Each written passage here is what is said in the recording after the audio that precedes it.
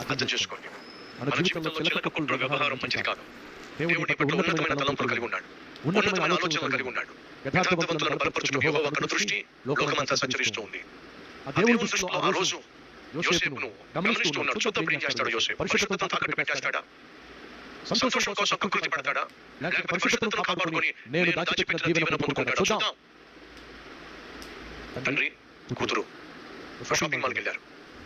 ఆ కూతురు ఆ షాపింగ్ మాల్ లో చూస్తా ఒక బొమ్మకు ముత్యాల హారం ఉంది. అది చూసి తండ్రిని అడుగుతుంది, నాకు ముత్యాల హారం కావాలి డాడీ, చాలా బాగుంది డాడీ, చాలా అందంగా ఉంది డాడీ. తీసుకెళ్ళాడు లోపలికి. చూస్తే కాస్త ధనవంతులాగే ఉన్నారు వీళ్ళు. ఆ షాప్ లో ఉన్నటువంటి వ్యక్తి అంటున్నాడు, అమ్మా అది ప్లాస్టిక్ ముత్యాల హారం, అది నిజం కాదు, అయినా పర్వాలేదు, అది చాలా అందంగా ఉంది డాడీ, కావాలి డాడీ అని చెప్పి డాడీ అడిగింది. అమ్మది ప్లాస్టిక్ అట, నిజమైన ముత్యాల హారం కాదట. అయినా పర్వాలేదు డాడీ, నాకు చాలా నచ్చింది డాడీ అని చెప్పేసి ఆ ముత్యాల హారం కొనమంటే ఎంతండి అంటే ఎంత ఉందండి, 100 రూపాయలండి. అమ్మది చాలా చీప్, ప్లాస్టిక్ ది, అయినా పర్వాలేదు నాకు కావాలి. సరే తీసుకో. ఎంత ముచ్చట పడిపోయిందో, ప్లాస్టిక్ ఆర్టిఫిషియల్. 2 రోజులైన తర్వాత నాన్న వచ్చి, అమ్మా నేనంటే నీకు ఇష్టమా? చాలా ఇష్టం డాడీ.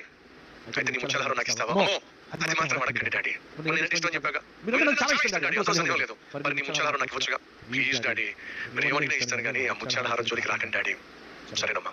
2 వారాల తర్వాత డాడీ వచ్చి, అమ్మా ఒకసారి రా, నేనంటే నీకు ఇష్టమా? చాలా ఇష్టం డాడీ. అయితే నీ ముత్యాల హారం నాకు ఇస్తావా?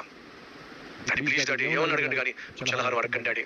సరే. 2 నెలల తర్వాత మళ్ళీ పాపను పిలిస్తే అర్థమైపోయింది. మా డాడీ మళ్ళీ నన్ను పిలిచి, నేనంటే నీకు ఇష్టమా, ముత్యాల హారం ఇస్తావా, ఇదే పాట పాడతాడని చెప్పి నెమ్మదిగా డాడీ పిలిస్తే రావడమే మానేసింది. సంవత్సరం గడిచిపోయింది. ఆ తర్వాత ఆ అమ్మాయికి అర్థమైంది, ఈ పనికి మాలిన ప్లాస్టిక్ ముత్యాల హారం వల్లే మా నాన్నతో సమయం గడపలేకపోతున్నా, మా నాన్న పిలిస్తే వెళ్ళలేకపోతున్నా, నాన్న ముఖ్యమా ఈ ముత్యాల హారం ముఖ్యమా ఆలోచన చేసింది. ఆలోచన చేసి ఏం చేసింది తెలుసా? ఒక రోజు వాళ్ళ డాడీ పిలిస్తే వచ్చేసింది. డాడీ ఈ ముత్యాల హారం కంటే నిన్నే నేను బహుగా ప్రేమిస్తున్నాను కానీ ఎందుకు ఇది అడ్డుపడుతుంది డాడీ, నాకు ఈ ముత్యాల హారం వద్దు డాడీ అని చెప్పేసి తీసుకొచ్చేసి డాడీకి ఆ ప్లాస్టిక్ ముత్యాల హారం ఇచ్చేసింది. ఆ డాడీ ఏం చేశాడు తెలుసా? జేబులో నుంచి ఏదో తీసి, అమ్మా ఇదిగో తీసుకో అని చెప్పి ఇస్తే ఏంటో తెలుసా? అసలు సిసలైన ముత్యాల హారం. ఖరీదు తెలుసా? 50 రూపాయలు, 100 రూపాయలు కాదు, 10 లక్షల రూపాయలు ఖరీదు చేసే నిజమైన ముత్యాలతో కూడిన హారాన్ని ఇచ్చాడు. ఏంటంటే ఇది? నువ్వు ప్లాస్టిక్ ముత్యాల హారాన్ని కోరుకుని దాన్ని ఉంచుకుంటూ నా మనసు ఒప్పలేదమ్మా. నా కూతురిగా నీకు ప్లాస్టిక్ ముత్యాల హారం ఏమిటమ్మా, ఆర్టిఫిషియల్ ముత్యాల హారం ఏమిటమ్మా, నా కూతురికి అసలైన ముత్యాల హారమే కావాలి అని చెప్పి కొన్నాను తల్లి. ఎప్పుడు కొన్నాను? నువ్వు ప్లాస్టిక్ ముత్యాల హారం కొన్న మరుసటి రోజే కొన్నానమ్మా. ఇప్పుడు ఇస్తారేమిటి? ఇప్పుడు ఇవ్వడం ఏంటమ్మా? అప్పటి నుంచి కూడా పడుతున్నా, అప్పటి నుంచి నీకు ఇవ్వాలని. ఆ ప్లాస్టిక్ ముత్యాల హారం ఎప్పుడు ఇస్తావా అని చెప్పి ఎదురు చూశానమ్మా.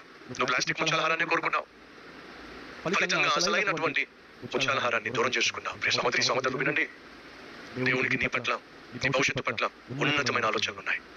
ఆయన శ్రేష్టమైన జీవితం ఇవ్వాలని, ఉన్నత స్థితికి నేను తీసుకుని వెళ్ళాలని, గొప్ప సేవకుడిగా నేను చేయాలని, గొప్ప సంఘానికి నీకు ఇవ్వాలని, నీ కుటుంబాన్ని అధికంగా దీవించాలని దేవుడు కలలు కంటూ చుట్టూ తిరుగుతున్నాడు.